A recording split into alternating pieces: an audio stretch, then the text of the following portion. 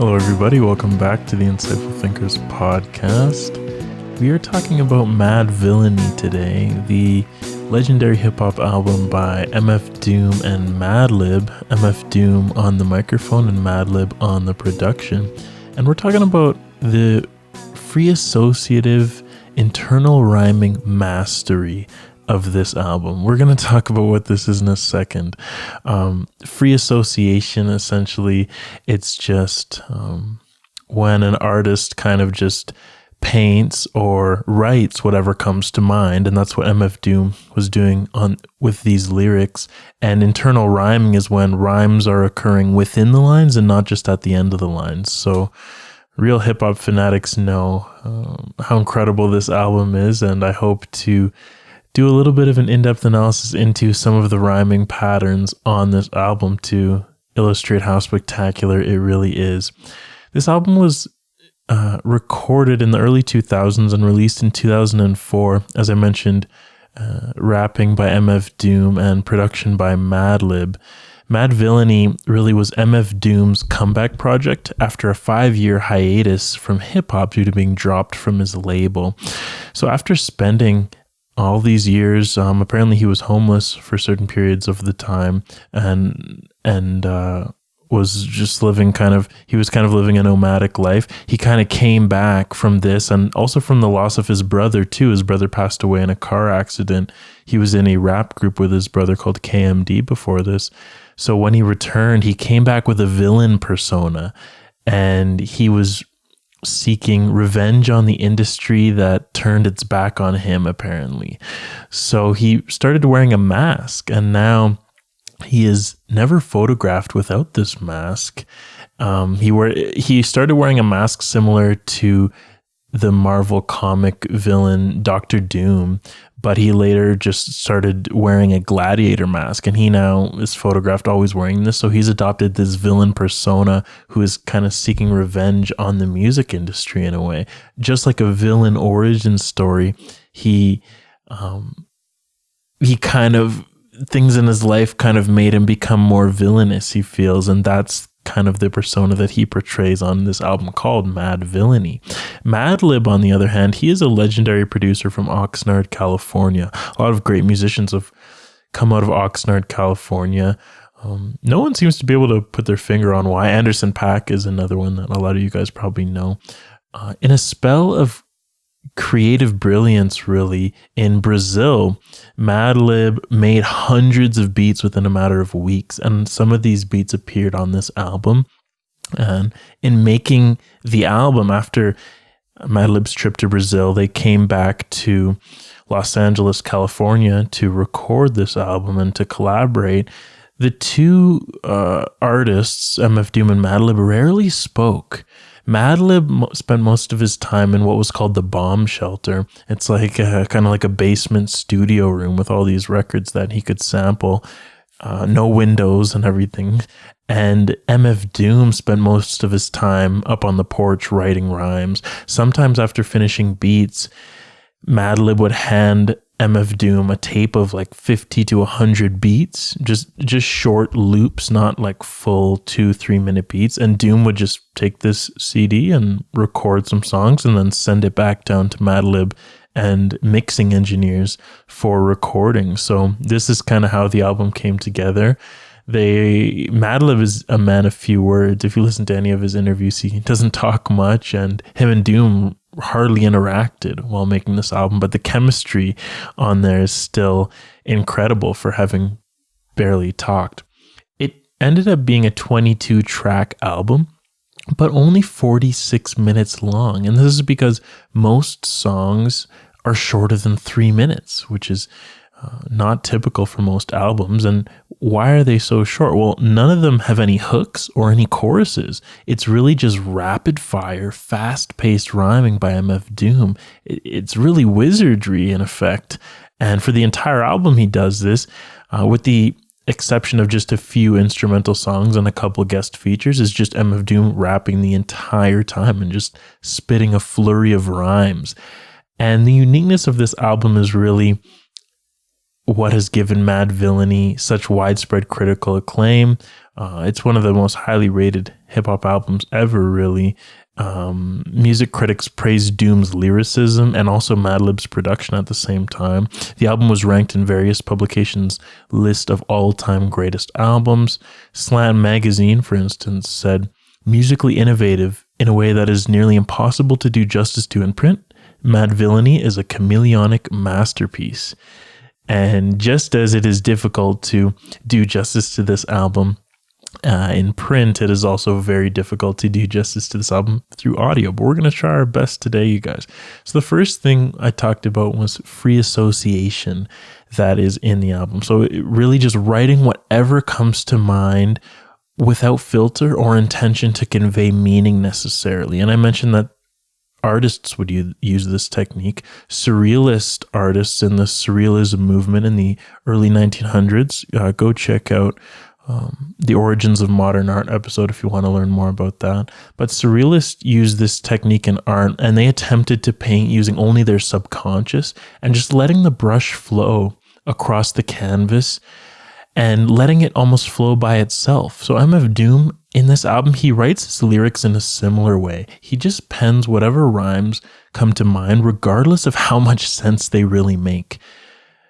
But because it is so refined, this album, most of it actually does end up making sense, even amidst all these crazy rhymes. And the fact that most of it makes sense is part of the brilliance of this album.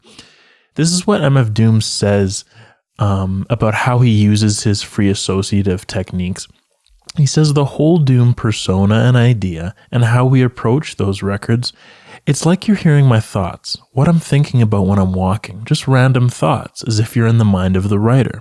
Whatever you first think of, just do that. Our stuff isn't scripted.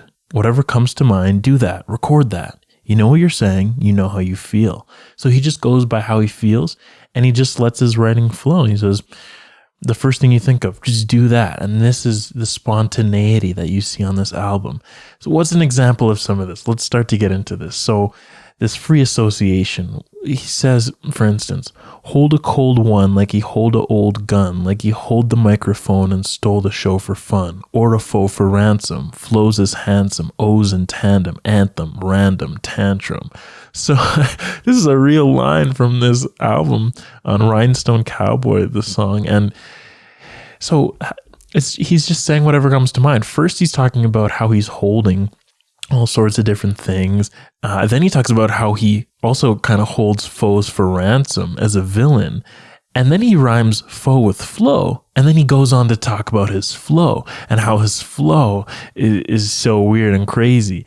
So this is the nature of these free associative rhymes. And while he's exhibiting this free associative method, he's also using internal rhymes. And we'll talk about these internal rhymes in a second.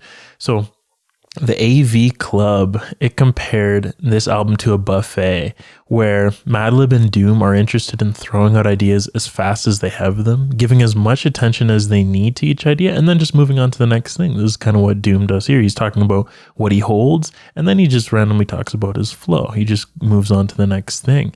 Just as Madlib's beats are so short, it's just one after another, and 22 songs on there. Tim O'Neill of Pop Matters praised Madlib's instrumentals and said they make the album a sonic feast. It's just like a big feast of all sorts of sounds. And these sounds, they're really just a bunch of internal rhymes, and really the best rhyming you will ever hear in perhaps any album ever, not just in hip hop, but just in anything. And let's talk about some of this today. So first of all, we have to understand what an internal rhyme is, though. Most hip-hop songs, they only include rhymes at the end of each bar. A bar is a line wrapped across 4 separate beats.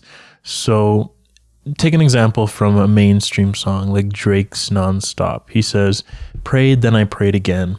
Had a moment, but it came and went. You don't want to play with him. They'll be mourning you like 8 a.m. So here at the end of each bar, he rhymes again with went, and then he rhymes him with a.m. So just at the end, there's a small little rhyme there, and this is just hip hop at its most fundamental level, it's just pretty simple rhyming like that, or most songs in the end. But what Doom does is, rather than rhyming only at the end of the bar, like not only Drake does this, but and Drake's had more complex rhyme schemes, to be fair, than that, but rather than doing what most of hip-hop does, Doom also attempts to fit as many rhymes as he can within the lines, while also rhyming at the end as well to keep the integrity and the flow of the song. Take Meat Grinder, for instance. And by the way, you guys, we are going to put the songs and the color-coded rhyme patterns on the screen for the YouTube viewers, and we're going to put it on the website for the podcast listeners, just so you can get a better idea of how crazy these rhyme schemes are. In Meat Grinder, he says, trippin' off the beat kinda, drippin' off the meat grinder, heat niner, pimpin', strippin', soft sweet minor, China was a neat signer, trouble with the script, digits double dipped, bubble lipped, subtle lisp midget. So look at all the rhymes in just, I believe this is 4 bars here. So he rhymes trippin', drippin', pimpin', strippin'. He rhymes beat kinda, meat grinder, heat niner, sweet minor, and neat signer. And then in these next bars, he rhymes trouble, double, bubble, subtle, script, dipped, lipped, lisp, digits with midget. So almost every single word here has another word that rhymes with it in the matter of 4 bars. As a matter of fact, just looking at the color-coded pattern here now, there are only about 5 or 6 words out of 4 entire bars, or 4 entire lines of poetry, really, that don't rhyme. So, and it also makes sense too. Like when he's talking about dripping off the beat kinda, dripping off the meat grinder, it's kind of like it's what he's spitting are raw lyrics. Like it's like raw ground beef coming out of a meat grinder. So this is kind of the raw nature of his raps. And look how he rhymes it in such an ambiguous way, but still conveys meaning. He also says, at the gates of heaven knocking, no answer, slow dancer, hopeless romancer, dopest flow stanzas. So here we have a rhyme with no answer, slow dancer, romancer, and flow stanzas. And then we have hopeless rhyming with dopest. After at the gates of heaven knocking, every single word rhymes. No answer, slow dancer, hopeless romancer, dopest flow stanzas. Every word has some kind of a rhyme in there. Look at the creativity with the rhyming as well when he says no answer and slow dancer and then romancer. So romancer obviously is one word, but he rhymes that with a pair of 2 words. Just little creative things like this. And what does this line mean? Well, as a villain, it's almost like there's no answer when he's knocking at the gates of heaven to be let in, because he's a villain and villains don't go to heaven. He also says in the same song, just say ho, all test the yayo, Wild West style fest, y'all best to lay low. Hey bro, day glow, set the bet pay dough, before the cheddar get away, best to get Mako. What are the rhymes here? So he has just, test, and these words don't fully rhyme, but the way he says it, like jest or test, west, fest, best, he rhymes say ho with yayo, lay low, hey bro, day glow, paydo, and Mako. All of these words rhyme. He rhymes I'll with wild, style, and y'all. And then he rhymes set the bet with best to get. And then just as an added little rhyme, he says before the cheddar get away. So cheddar with getta. It's almost as if Doom is trying to fit as many rhymes as he possibly can within each line. What does this mean? So he's basically saying like it's a Wild West style fest out here. He's in the West Coast, so other rappers should lay low, he says, to avoid being sprayed by Doom's lyrical attack of bullets. He goes on to say, hack doing songs lit in the booth with the best host, doing bong hits on the roof in the West Coast. Hack doing, the way he says it in the song is far better than I'm conveying it here, but he actually hack doing imitates the sound of spitting almost. So it's almost meaning that Doom is spitting songs while lit under the influence of the bong hits that he's doing on the roof. And he also says he's in the booth with his partner Madlib, who is the best host, as he smokes on the roof.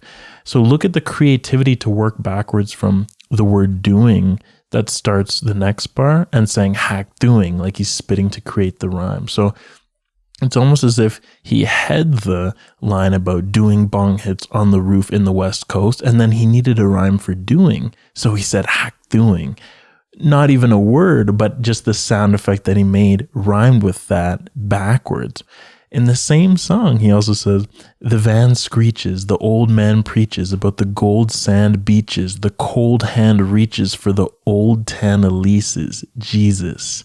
So he rhymes van with man, with sand, hand, and tan. He rhymes screeches with preaches, beaches, reaches, Elises, and Jesus. He rhymes old with gold and cold.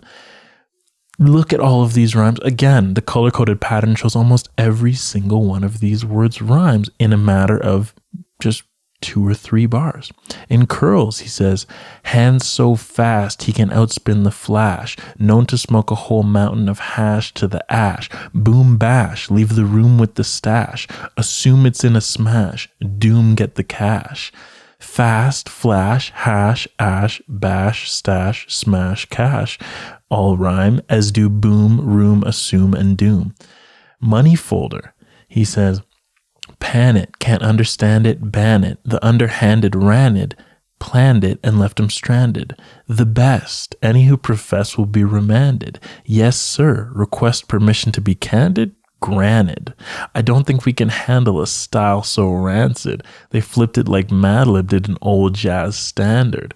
So we have pan it, understand it, ban it, underhanded, ranted, planned it, stranded, remanded, candid, granted, rancid, Madlib, standard. Almost as many words as you can possibly imagine that rhyme with pan it. He says pan it, and then he almost, in a way, thinks of all the words that could possibly rhyme with this and still strings it together in a sentence that somewhat makes sense. He also rhymes best with profess and request, just to sprinkle in a few more rhymes too.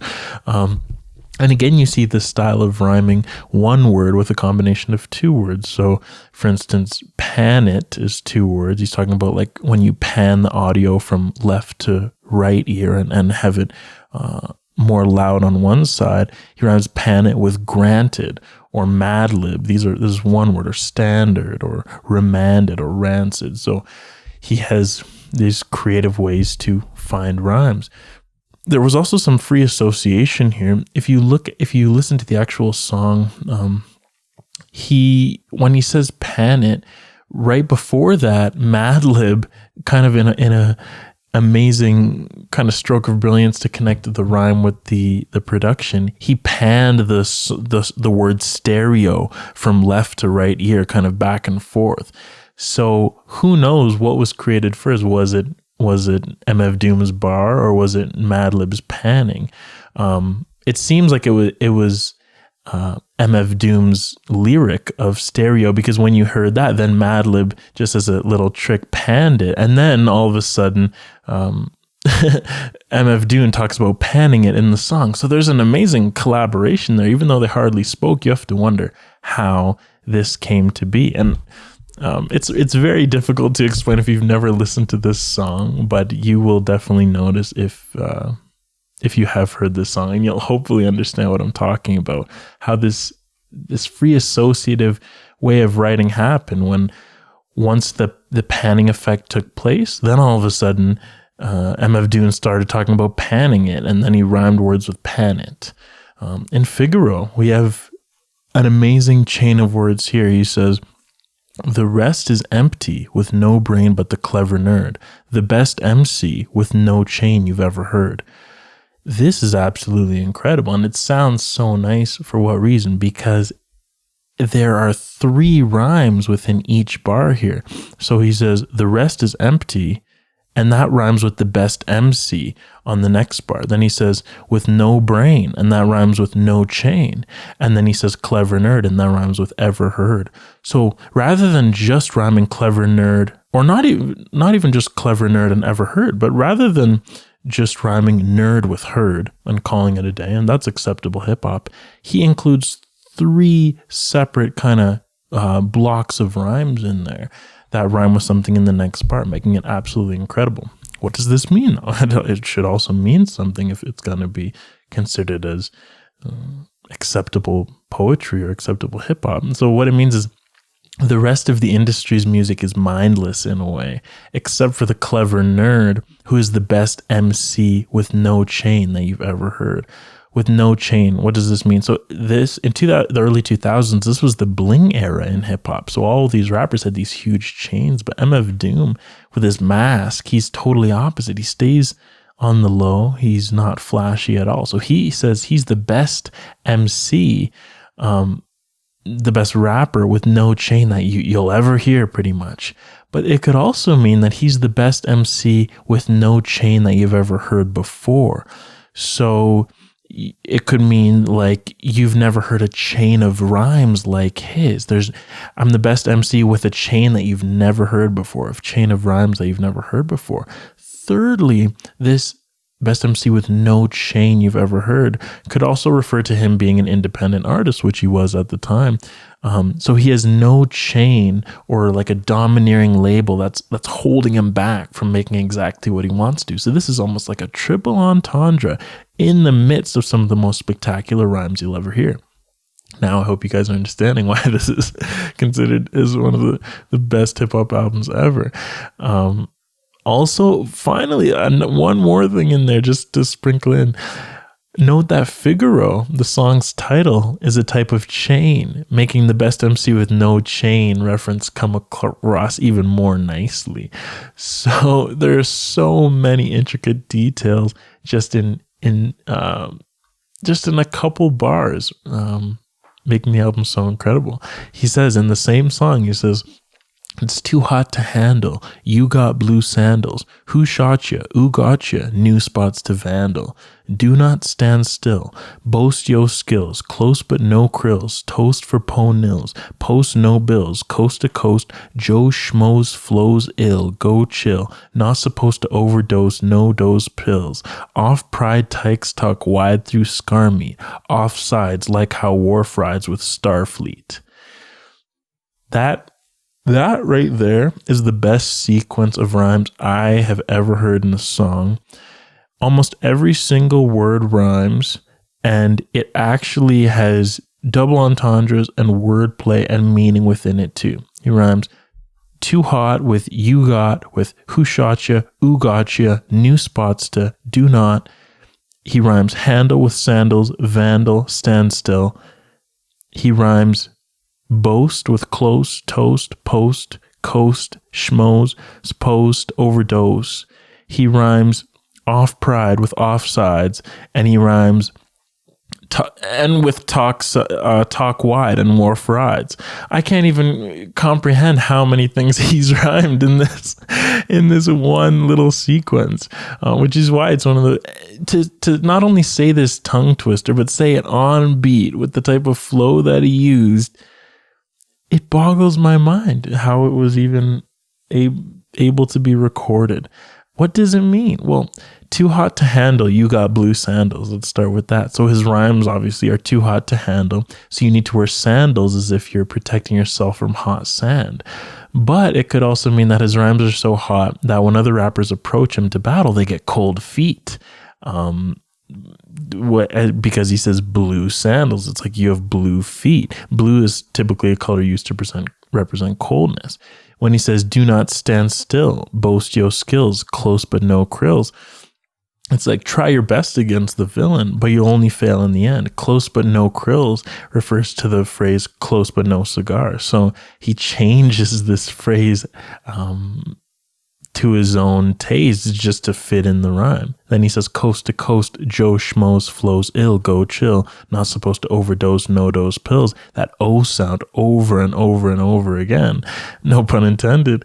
So what does this mean? So across the country, Joe Schmoes flow. Joe Schmoes MF Doom because he's hiding behind the mask. So it's just some guy who you don't even know who it is. His flow is nice, so it's ill. So other rappers should chill out since their raps are as boring as overdosing on no-dose sleeping pills. Doom refers to himself, kind of as I mentioned, as Joe Schmo because he remains low-key and off the grid and mostly anonymous behind the mask without any flashiness.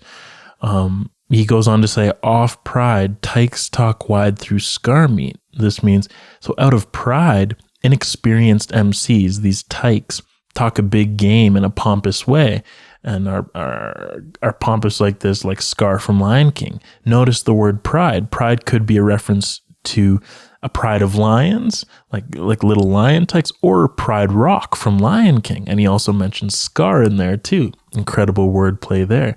He goes on to say that these inexperienced tykes, or these experienced MCs talking a big game, is unadvised or offside, like how Worf rides with Starfleet. Lieutenant Worf from Star Trek was a Starfleet officer, which is considered offside because in the original Star Trek series, his group, the Klingons, were always fighting against the Federation instead of with them. So look how he's still able to make sense within all of these incredible rhymes. And let's talk about a little more how he's able to not only make sense, but even tell stories cryptically within these internal rhymes. And he does this very well in strange ways. I think what I'm going to do is I'm going to put up the entire verse onto the YouTube screen, and then I'll put the entire verse on the website too. But I'm going to break the verse down line by line and talk about how he's telling a story within these incredible rhymes. He starts the verse with wreak havoc, beep, beep, it's mad traffic, sleek and lavish, people speaking, leaking to the maverick. So he rhymes reek with beep, beep, sleek, people speaking, leaking, and then he rhymes havoc with traffic, lavish, and maverick. So he's talking about a drug dealer who is dealing or trafficking drugs, and the upper class of sleek and lavish people speak and leak the details to the maverick, who is the police officer. He goes on and he says, he sees it as just another felony drug arrest. Any day could be the one. He picked the wrong thug to test. Slug through the vest. Shot in the street for pulling heat on a father whose baby's got to eat. He rhymes seize with felony, he, street, heat, and eat. And then he rhymes drug with thug and slug, and arrest with to test, and the vest. So here the maverick, or the police officer, goes to arrest this drug trafficker, and the police officer sees it as just another day at the office. But any day could be the day he picks the wrong person to arrest. And this happens to be that day in the song. The police officer gets shot in the street for pulling a gun on the criminal while he was trying to arrest him. Then he goes on to say, and when they get hungry, it ain't nothing funny. Paid to interfere with how a brother get his money. So hungry, funny, and money, of course, there rhyme. And he says what he's talking about is when desperate people are hungry, things get serious for officers who, in a way, are paid to interfere how poor brothers, he says, get their money. When people are short on funds and living in poverty, they sometimes use illegal means to feed their families, who's their babies who have to eat. So it's almost as if they are against the police officers who they feel as if are paid to interfere with how they get their money through illegal means. But Doom continues and he says, now who's the real thugs, killers, and gangsters? Set the revolution, let the things bust, and thank us. He rhymes killers, gangsters, things bust, and thank us. So Doom questions, even though this thug just killed a police officer while the police officer was trying to arrest him, Doom questions who the real thugs, killers, and gangsters really are, though, considering the disproportionate police brutality and killings of black men. So he suggests that maybe there should be a revolution to change this in the next line.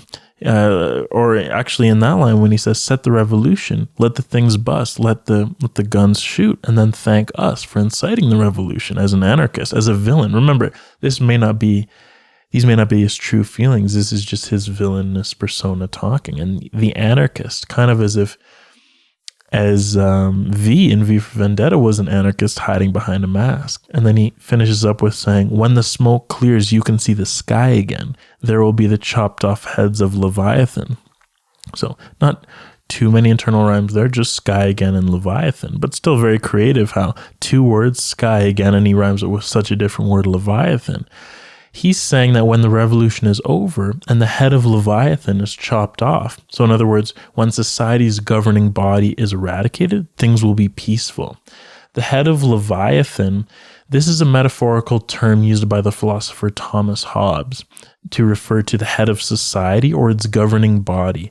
According to Hobbes, this governing body is important for protecting members of society from the horrors of their ungoverned nature.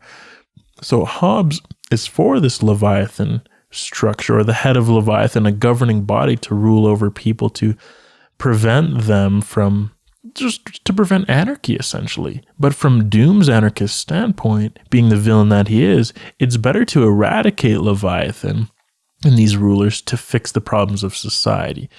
Really a very interesting verse with talking about themes of anarchy in there. Notice the wordplay as well. Leviathan could refer to Thomas Hobbes' Leviathan, about this governing force that pays attention to people so that anarchy does not arise. But it could also refer to the seven-headed sea monster in Christian and Jewish writings that is meant to be slayed at the end of time. So the reference of chopping Leviathan's head off works both in terms of Hobbes' definition and in the religious context of chopping the head off Leviathan. This is like really a piece of cryptic poetry when you read the entire verse. And the fact that he's incorporating these internal rhymes so skillfully, so masterfully, makes the rhyming this album the best you'll ever hear. Let's go to Great Day, and we have 2 songs left we're going to touch on. This is not an exhaustive list of every little internal rhyme in the album. It's just the notable ones that I took, and I felt that I could at least break down in some way. In Great Day, he says, "Looky here, it's just the way the cookie tear. Prepare to get hurt and mangled like Kurt Angle rookie year." So we have looky here, cookie tear, and rookie year. And then we have hurt and mangled with Kurt Angle. Another creative way to rhyme. Now he's rhyming 3 words, hurt and mangled, with 2 words, Kurt Angle. Kurt Angle was he was a WWE fighter who had an amazing rookie year. So he's saying, as a villain, other rappers should prepare to get mangled as if I was Kurt Angle in his vicious rookie year in the WWE. He says, Mad plays the bass like the race card, villain on the case to break shards and leave her face scarred. So bass, race, case, break, and face, and then card, shards, and scarred. So what MF Doom is saying is that Madlib deploys bass in his beats as a technique like someone might use the race card as an argumentative technique. He says, I kid you not, on the dotted line signed, ever since a minor, kids considered him some kind of Einstein on a diamond mine grind. She was dumb fine, but not quite the type that you might want to wine and dine. We have lines signed, the sound mine and minor. Kind, Einstein, diamond, mine, grind, fine, wine, dine. It feels so weird saying all these rhymes because typically you don't hear this many rhymes in just a matter of 4 bars, but this is the nature of this album. He also rhymes not with the sound dot and dotted, and then quite, type, and might. Just spitting rhymes just crazily. So what does this mean? So he's kind of saying how ever since a minor kids considered him some kind of Einstein. It's like the villain showed precocious abilities even as a child. And then he says he's out to get the cash like he's on a grind to mine diamonds with his raps. And then he talks about how a girl he meets was attractive, but perhaps not so intellectually stimulating that he should take her out for wine and dinner. But it could also mean, though, that the girl was a gold digger and she was the one who was on a diamond mine grind herself. And this is why MF Doom doesn't want to take her on a date.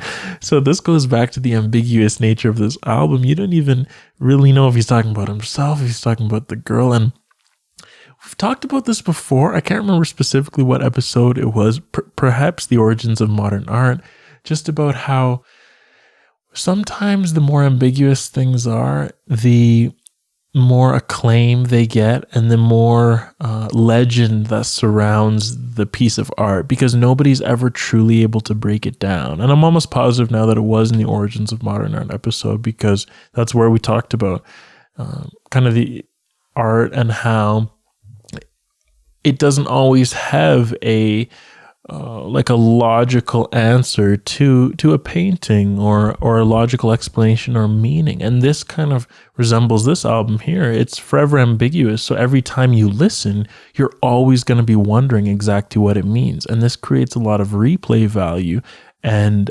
artistic value, frankly. And this is what makes projects like this last for so long and become classics, because no matter how many times you listen, you never can put your finger on exactly what something means. Or maybe you just listening one day or listening in a different place or in a different state of mind, a new idea pops up about the song. So it leaves a lot of things open to interpretation.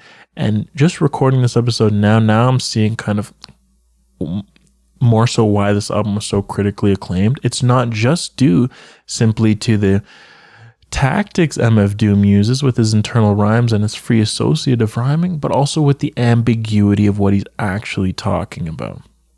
And you know what? There is a fine line between ambiguity and things that simply don't make sense. And he did walk along this line. And for some of the negative reviews it did get, people say that it doesn't make any sense and it's not ambiguity. It has no meaning. And that is where that's the line that he's on. But for the people who understand it as being, no, this is artistic ambiguity rather than stuff that doesn't make any sense at all, that's when it becomes a classic. And you have to take risks as an artist like this. And it all came off for Doom and Madlib with this tape. Let's finish with Rhinestone Cowboy, you guys. I've had a great time talking about the rhymes on this album, bringing some of these concepts to light through another form of audio. So I hope you guys are enjoying it so far. And let's close it out with Rhinestone Cowboy, one of my favorite songs of all time. He says, hold a cold one like he hold a old gun, like he hold the microphone and stole the show for fun, or a foe for ransom, flows is handsome, O's in tandem, anthem, random, tantrum. So he rhymes hold with cold, and then hold again, old, and stole. He rhymes one with gun and fun, and he rhymes foe with flows and O's, and then ransom with handsome and tandem, anthem, random, and tantrum. Unbelievable rhyming, unbelievable free associative rhyming. And we talked about this in our example to talk about what free association is. And kind of as I mentioned there, he's talking about how he holds all these things, like he holds a cold beer, he holds an old gun, he holds the microphone. But then he talks about how he also holds a foe for ransom too, or he steals a foe and holds him for ransom. And then he finds a rhyme with the word foe, and he says, oh, flow rhymes with foe. And then he talks about his flow as handsome. And then he has O's in tandem, anthem, random, tantrum. So maybe he's talking about how his flows are almost like anthems made of random tantrums. And I know this is a little bit goofy, but it makes sense what he's talking about. Even a goofier line to start, I believe, the next verse on Rhinestone Cowboy. He says, Goonie goo goo, loony cuckoo, like Gary Gnu off New Zoo Review, but who knew the mask had a loose screw? Hell, could hardly tell, had to tighten it up like the Drells and Archie Bell. He rhymes Goonie with loony, goo goo with cuckoo, Gnu, New Zoo Review, who and new. And he rhymes hell with tell, Drells, and Bell. Still, again, some of the craziest rhyming you'll ever hear. When he comes on the verse with these crazy rhymes, it always boggles my mind. The replay value in this is through the roof. This is why it's a classic, you guys. The replay value is there. Look at the free association as well with the ooh sound. He's talking about Gary Gnu, cuckoo, goo goo, new zoo, who knew?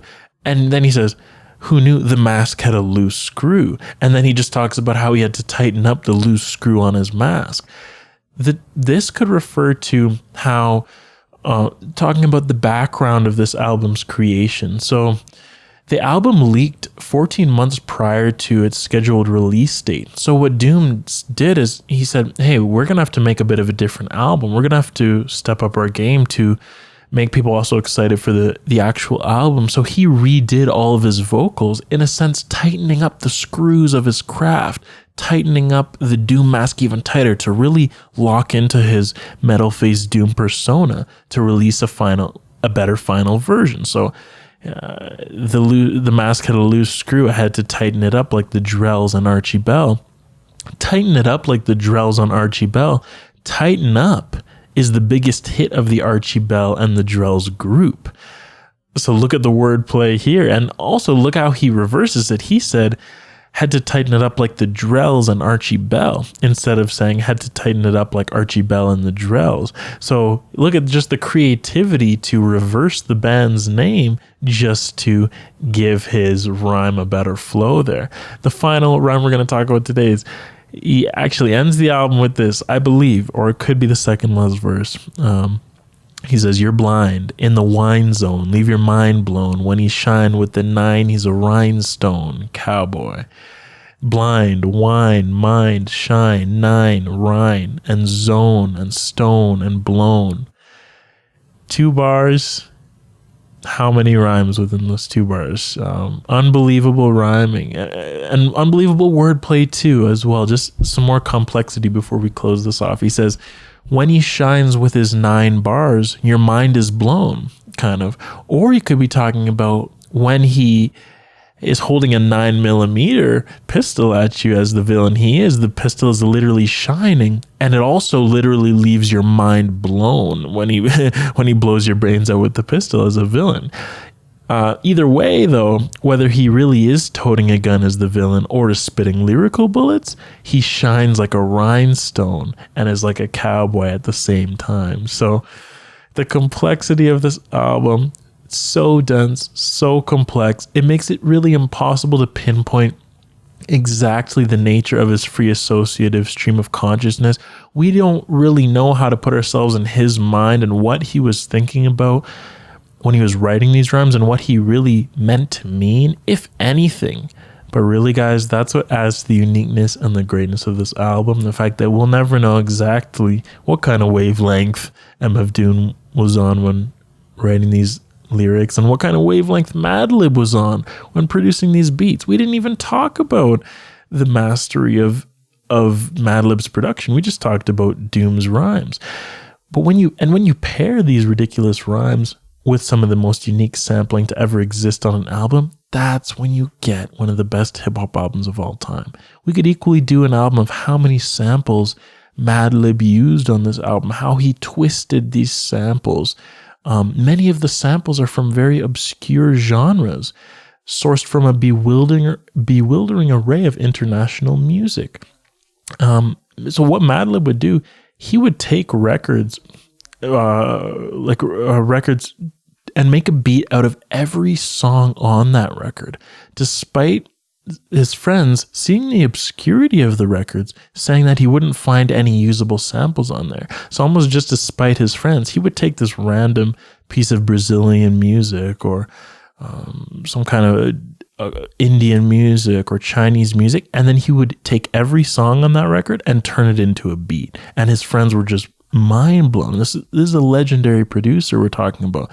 The entire all caps beat, for instance, which we didn't even touch on today, and it has some amazing rhymes in it too, but that entire beat is made from an 8-second sample of a cartoon opening.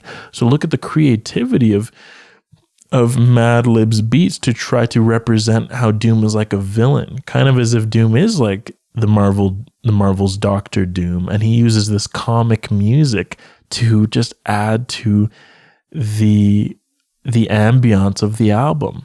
And you know, this album, I didn't even touch on everything. There are so many rhyme sequences that I didn't include just for time's sake. We're already at 45 minutes. I've been trying to keep these closer to 30, definitely under an hour. So let's talk about the legacy now of this album. Along with how it lives in fans' heads, it's actually quite clearly influenced a lot of young rappers that you hear in today's music. You hear these types of wordsmiths in today's hip hop. None of them quite like Doom, but most of them do note that they've been influenced by Doom in some way. You look at Joey Badass, you look at Earl Sweatshirt, and the late Mac Miller, and so on. Danny Brown For instance, his career just started when Madvillainy dropped. He said for him, Madvillainy introduced new ways of structuring songs and taught him how to be a rule breaker. He said, I never knew you could make an entire album without hooks and have it sound that good. That album showed me that music has no rules.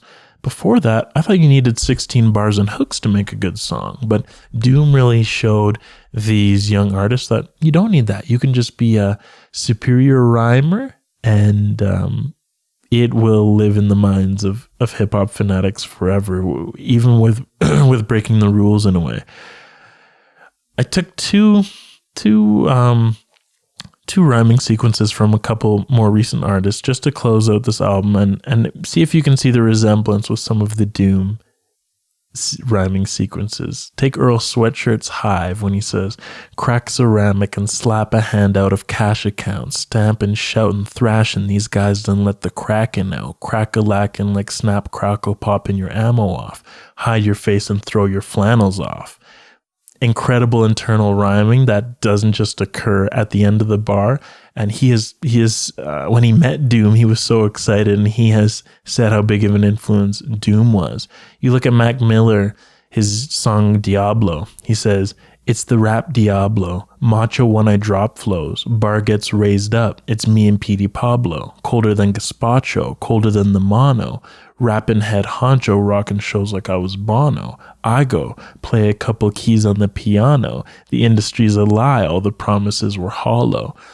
These guys were underground hip-hop heads, really, underground hip-hop fanatics, and they took a lot from MF Doom's style, and MF Doom's style, I believe, will continue to permeate hip-hop for as long as I'll be around, certainly, and his music and his rhymes will continue to permeate in all of hip-hop fans' minds, including mine, and this has had a great influence on me, and even I like to write poetry, and I like to, he's one of my main influences, really, in the way that he's rhymed, and just the way he thinks, his free associative ways, and incredible lyrics. Hope you guys enjoyed this episode, and incredible production too. Listen to the album. Most of you guys still listening till now have likely heard the album, of course, but listen again. Listen just in the spirit of the day, and in the I definitely listened in again, and I'm equally blown away each and every time I hear this. Thank you guys so much for listening to this longer episode today. We are growing our community through word of mouth. So if you liked this episode, please share it with a couple of your friends who are also interested in Doom and Madlib and production and underground hip hop, or who you think might be interested in this episode. Please subscribe as well on whatever platform you're listening or watching on. Leave a starting or a review on Apple Podcasts or a like on YouTube, and also share your own ideas about this episode in the YouTube comments section, from the Connect page on the website, insightfulthinkersmedia.com, Instagram at insightfulthinkersmedia, or Twitter at TeamITM. Also check out the poems and the articles that are on the website. And if you want to join the monthly ITP video conference call, where we come together every month to analyze topics together, you can support the podcast on Patreon, you guys. But whatever you guys do to support, listening and watching is always plenty, as I've been saying, and I will continue saying. Thank you for listening to the Insightful Thinkers podcast, everybody. We will be back next Monday, as always, for more in-depth analysis into a diverse set of topics. Take care, everybody.